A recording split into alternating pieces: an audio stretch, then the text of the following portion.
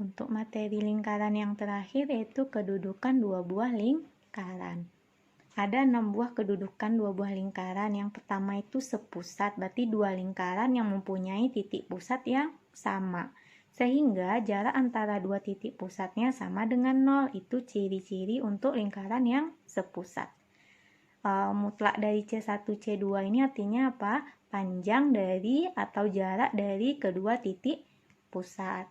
Nah, di sini untuk yang kedua yaitu bersinggungan dalam. Dua lingkaran dikatakan bersinggungan dalam jika jarak antara dua titik pusat sama dengan jari-jari lingkaran besar dikurang dengan jari-jari lingkaran kecil.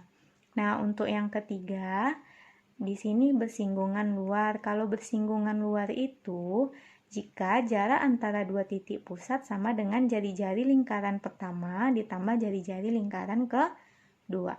Nah, yang keempat itu lingkarannya saling berpotongan. Kalau saling berpotongan itu jarak antara dua titik pusat berada di antara interval jari-jari pertama dikurang jari-jari kedua hingga jari-jari pertama ditambah jari-jari lingkaran kedua. Hubungan yang kelima yaitu dua lingkaran yang saling lepas. Di sini jarak antara dua titik pusat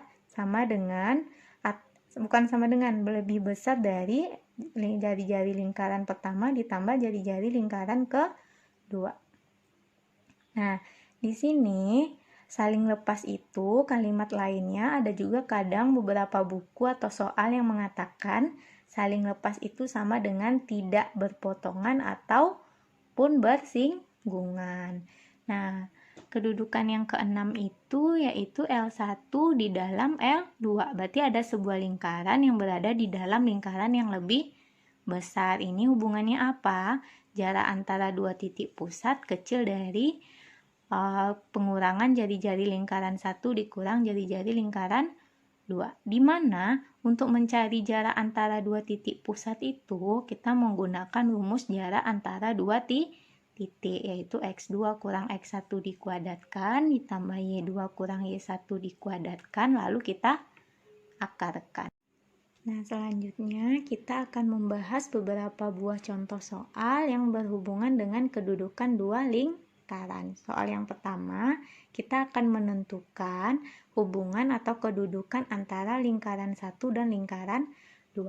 Di sini kita punya L1 yaitu X kuadrat ditambah Y kuadrat ditambah 4X ditambah 2Y dikurang 15 sama dengan 0. Dari beberapa hubungan yang tadi kita butuhkan apa aja? Kita harus tahu dulu setiap lingkaran yang ada berapa titik pusatnya dan berapa jarinya. Di sini kita tentukan pusatnya min setengah A, berarti min setengah dari 4, min 2, min setengah B, min setengah dari 2 itu min 1, maka itulah pusatnya, dan jari-jarinya itu akar dari min setengah A dikuadratkan berarti min 2 kuadrat ditambah min setengah B dikuadratkan berarti min 1 kuadrat dikurang 15 berarti ini tambah 15. R sama dengan 4 tambah 1 tambah 15. R sama dengan akar 20. Nah, dari sini kita akan mencari yang kedua lagi. Lingkarannya yaitu X kuadrat tambah Y kuadrat kurang 8X kurang 4Y tambah 15 sama dengan 0. Maka pusatnya min setengah dari min 8 berarti 4, min setengah dari min 4 itu 2.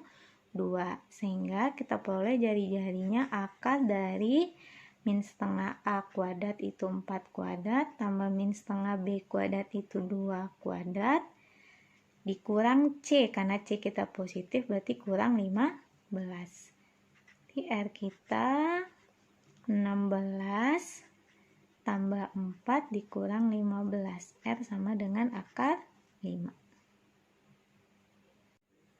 Selanjutnya kita akan mencari jarak antara pusat lingkaran pertama dengan pusat lingkaran kedua. Berarti rumus jaraknya tadi apa? C1, C2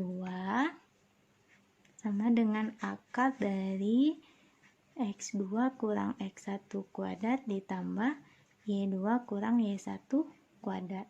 Karena tadi pusat yang pertama itu 4,2, berarti ini sebagai X2 Y2, ini X1 Y1. X2 dikurang X1, berarti akar dari 4, karena dia negatif berarti tambah 2 kuadrat, ditambah Y2 kita 2, karena dia negatif tambah 1 kuadrat, berarti diperoleh 36 ditambah 9, berarti ini akar 45.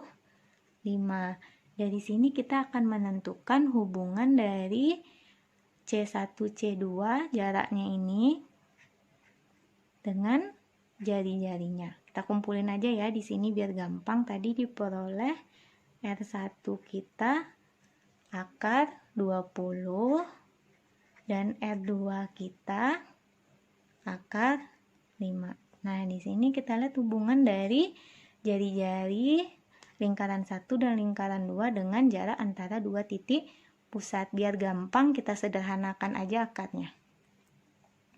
Akar 45 itu sama dengan 3 akar 5. Akar 20 itu sama dengan 2 akar 5. Nah, di sini nampak ini 3 akar 5, 2 akar 5, dan di sini 1 akar 5. Ternyata kita dapat simpulkan 3 akar 5 itu ternyata apa? Sama dengan 2 akar 5 ditambah akar 5. Ini artinya jarak antara C1 C2 sama dengan rumus jari-jari pertama ditambah jari-jari kedua. Nah, yang sama tadi R1 tambah R2 itu apa?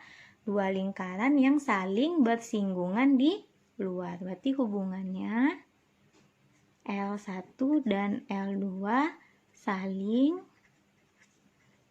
bersinggungan di luar.